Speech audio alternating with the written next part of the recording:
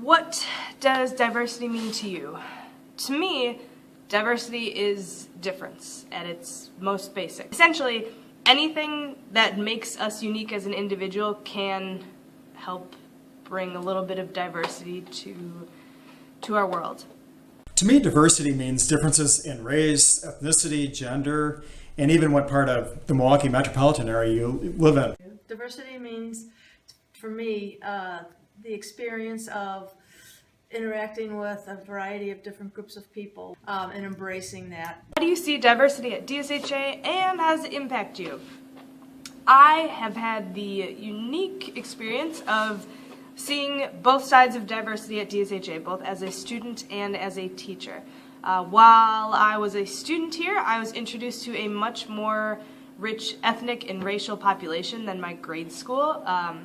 I got introduced to people who were brought up in families that were much different than my own. I got to hear perspectives on topics that were different than my own opinions. On the flip side, I am so blessed to work with so many other colleagues who have a lot more experience than I do, who have different perspectives on the same classroom dealings as I do, because I need to learn a lot from them. So thank you to all you out there. When I came to DSHA, I understood that it was going to be very different. But early on, Mrs. Bartell talked to me about the commitment that she had to diversifying the student population. So I have to say, in my 12 years, what I've always said is DSHA will be more diverse when more students of color take responsibility for everything that happens here outside of the classroom, because there's so much to offer. I can say that DSHA is a much more diverse school than when I started in fall of 1991. We've gained more Muslim students, and I think that's been of such value in fostering cross-religious understanding and dialogue. Perhaps the most significant change in the time I've been here is the growing number of Latinas. I hope that the Latin American Studies course that I've helped develop and teach this last fall for the first time, I hope that that has been a part of that outreach.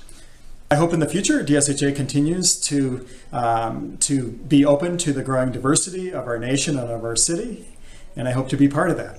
Thanks. I think what it's really done is really opened up to the girls to really understanding true diversity, not just that somebody might be a Christian that's not a Catholic. And so I think that that's really, really been wonderful here. And I hope we just continue to have more of it.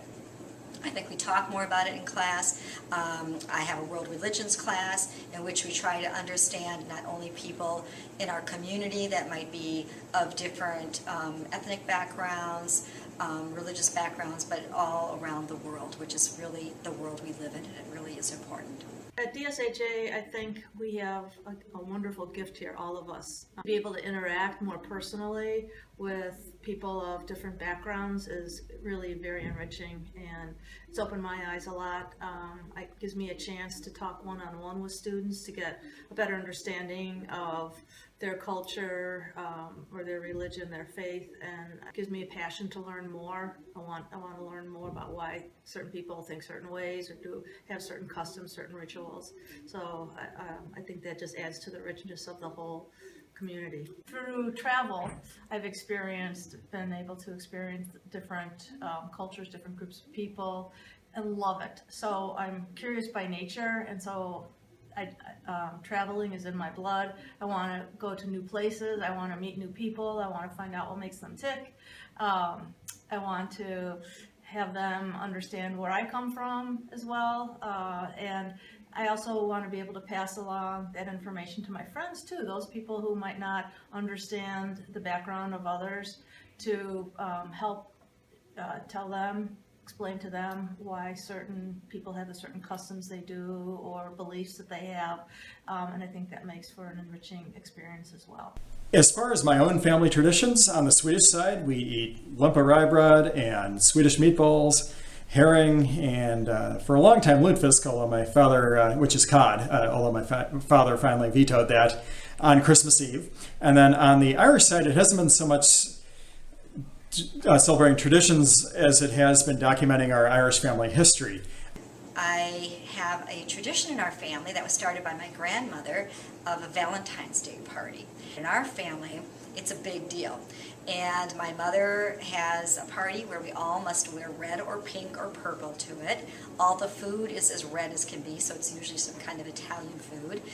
We all have, the little kids give out Valentine's to all the people there. My mother gives presents, and she makes just a ton of desserts that we just look forward to every year. And sometimes it's easier to do that because our families can't always get together for Christmas, but who else celebrates Valentine's Day? So everybody always comes. So that's a fun thing. And it's all about love. Hi, I'm Mrs. Phillips, and I am a prejudiced person. Maybe some of you know that already. Growing up, I went to a public school. I have a sister who's adopted from South Korea. I should be really educated and polite and politically correct, and I think I am for the most part. But I am prejudiced, and sometimes it really surprises me when I think things. So I was at Taekwondo this morning. There's a Asian lady, much shorter than me, skinny, and 20 years older.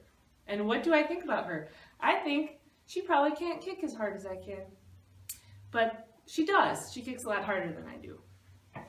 But then I have lots of other prejudices and other judgments that I make about people, especially when I don't have a context and I don't know them. I just judge them. So the one I'm most ashamed of is that I often underestimate people of color. So if I see somebody walking in the mall, I make a sudden judgment about them. It's embarrassing, and I know when I think those things that I have no basis for that judgment. So when I catch myself doing that, luckily I have met so many people in my life that don't fit stereotypes that I can remember all those people. So when I see a young African American male at the mall, I have to think of all the young men that I taught at Mesmer High School when I was a teacher there, and how fabulous they all are. And I have to remember not to revert to some judgment, and I don't even know where it came from in the first place. So what does that have to do with diversity at DSHA?